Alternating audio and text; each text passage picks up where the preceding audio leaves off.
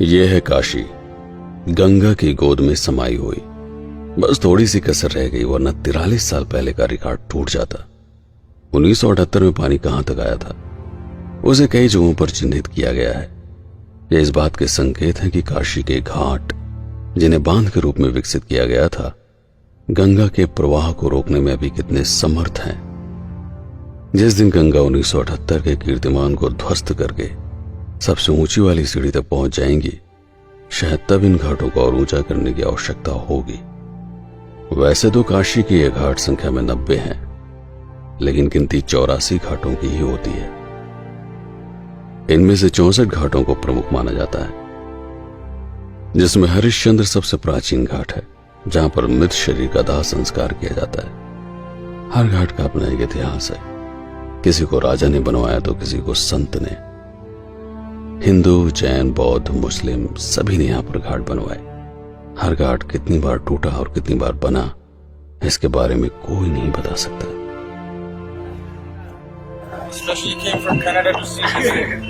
Welcome in Varanasi.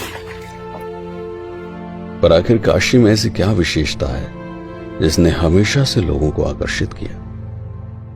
Banaras Buddha से पहले था, कृष्ण से पहले था, श्री राम से पहले था, राजा हरिश्चंद्र और मनु से भी पहले था। इसे आर्यों ने बसाया। प्रयाग में उन्होंने प्रथम यज्ञ किया और वाराणसी में पहले शमशान की स्थापना। आज का बनारस इसी शमशान के चारों तरफ बसा हुआ भारत का सबसे प्राचीन शहर है, इसलिए इसे मोक्ष की नगरी भी कहा जाता है। आज से 10,000 या शायद उससे भी अधिक वर्षों से लोग यहां पर रहते आए हैं, गंगा के विस्तार से बिना डरे। मां गंगा को अपनी आस्था का केंद्र बनाकर मृत्यु आने तक अपना शेष जीवन यहीं पर व्यतीत करते हुए। मात्र काशी ही वो विशेष स्थान है जहां पर गंगा उत्तर दिशा से प्रवेश करती है और दक्षिण दिशा की तरफ लगभग 7 किलोमीटर प्रवाहित होते हुए पूर्व दिशा की तरफ घूम जाती हैं। भौगोलिक रूप से यह अनोखा है, अपने आप में इकलौता, अद्वितीय, यूनिक। काशी पुराणों के आधार पर वो स्थान है जहां के निवासियों ने चारों युगों को देखा है: सतयुग, त्रेता, द्वापर एवं कलयुग। यदि 25,000 वर्षों का एक युग माना जाए तो कलयुग की समाप्ति के साथ ही 10,000 वर्षों का एक काल चक्र पूरा होता है। काशी की विशेषताओं का कोई अंत नहीं। पुराणों में भारत का प्राचीन नाम वर्णित है आर्यवर्त, अर्थात आर्यों की भूमि। यह रहस्यमय आर्य कौन थे, कहां से आए थे और इन्होंने रहने के लिए काशी और प्रयाग को ही सबसे पहले क्यों चुना? ये ऐसे प्रश्न हैं जिनका मात्र अनुमान लगाया जा सकता है। इतनी प्राचीन सभ्यता के अवशेष ढूंढ पाना आज के विज्ञान के लिए बहुत कठिन है। भविष्य में यदि कभी हम कोई ऐसा यंत्र बना पाए जो किसी स्थान पर हजारों वर्ष पूर्व की स्थिति का दृश्य दिखा सके, तभी शायद हमारे पास प्रमाणित रूप से कोई जानकारी उपलब्ध हो पाएगी। इतिहासकार एवं दार्शनिकों के अनुसार आर्य उत्तरी ध्रुव से आए थे। उत्तरी ध्रुव वो स्थान है जहां पर 6 महीने दिन और 6 महीने रात होती है, अर्थात वहां का एक दिन भारत के 1 वर्ष के बराबर है। भारत को शायद उन्होंने इसलिए चुना क्योंकि यहां पर विविधता थी। एक वर्ष में 3 मौसम बदलते थे: सर्दी, गर्मी, वर्षा। हर तरफ ऊंची बर्फीली पहाड़ियां थी और दूसरी तरफ समुद्र। कहीं रेगिस्तान था तो कहीं हरियाली। ऐसी नदियां थी जो कभी सूख जाती थी और कभी विकराल रूप धारण कर लेती थी। कृषि के लिए भी भूमि पूरी तरह से योग्य थी।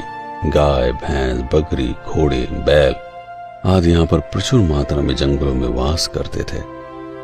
जीवन की अथाह संभावनाओं ने विचारशील आर्यों को प्रभावित किया। शायद वह उत्तरी ध्रुव की ठंड और एक रास्ता से ऊब चुके थे। निश्चय ही गंगा नदी से वह बहुत प्रभावित रहे होंगे। हजारों वर्ष पूर्व जब कोई प्रदूषण नहीं था, औषधीय जंगलों से बहकर आने वाला इसका जल स्वास्थ्य के लिए गुणकारी रहा होगा। और काशी पहुंचकर गंगा के दूसरे छोर से सूरज को उगता हुआ देख अंततः आर्यों ने इसे अपनी शरण स्थली के रूप में चुना। जैसे ही उन्होंने यहां पर पड़ाव डाला, वैसे उनकी सभ्यता में एक उत्कृष्ट उत्थान होना प्रारंभ हुआ। उत्तरी ध्रुव पर वह लाशों को निश्चय ही बर्फ के नीचे दफनाकर संरक्षित करते रहे होंगे, लेकिन यहां के बदले हुए मौसम में मांस के शरीर को सड़ने से बचाने के लिए जमीन के नीचे दफन करना ही एकमात्र विकल्प था। किंतु अपने प्रिय के शरीर को जमीन के नीचे दफन करने से उस स्थान के प्रति एक भावनात्मक जुड़ाव पैदा होता है जो मनुष्य को मानसिक रूप से दुर्बल बनाता है। अंततः इस परंपरा को बदलने की आवश्यकता थी। गंगा नदी में लाशों को ऐसे ही फेंक देने से जल दूषित होने का डर रहा होगा।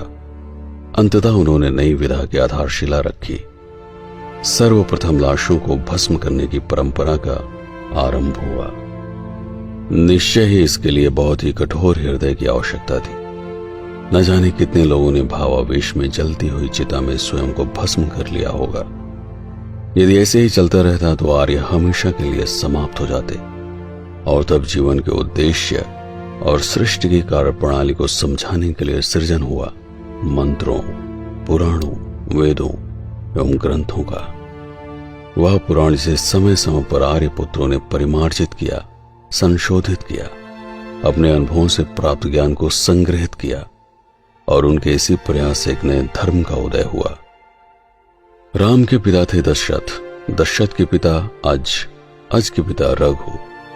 इसी तरह 28 पीढ़ी पहले पैदा हुए थे राजा हरिश्चंद्र।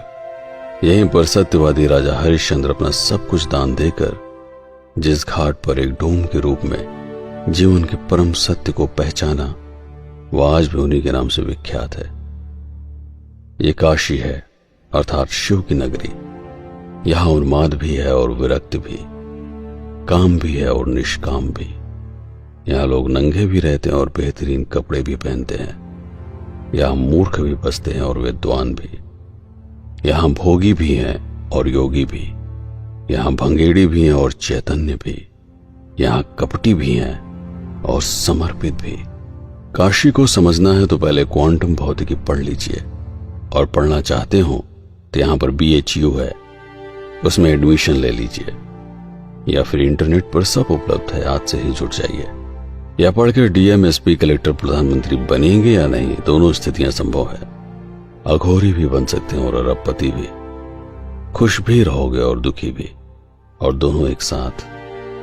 हमारे पुत्र हैं, हम वह जानते हैं जिसका श्रेय कभी हमें दिया नहीं जाता। गोरी चमड़ी वाले अंग्रेजों ने हमारा मजाक ये कहकर उड़ाया कि हम कैसे मूर्ख जाहिल लोग हैं जो संभोग की मुद्राओं को प्रतिमा के रूप में उकेर कर उसका मंदिर बनाते हैं और अश्लीलता फैलाते हैं। आज पूर्ण इंडस्ट्री से ये लोग अरबों कमाते हैं। इन्होंने हमसे हमारे अस्तित्व को चुरा लिया और हमें हीन बना दिया।